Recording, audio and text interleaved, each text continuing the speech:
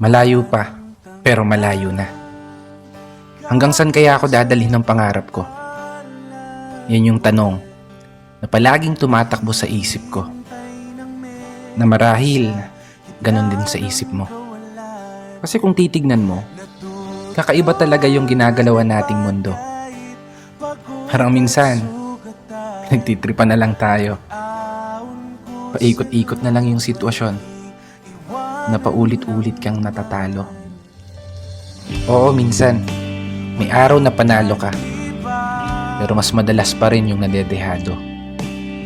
May oras na gulong-gulo yung isip mo, may panahon naman na pumapabor sa gusto. Ganito siguro talaga yung ibig sabihin ng buhay. Hindi perpekto ang tempo, at lahat nakaayon lamang sa tiyempo.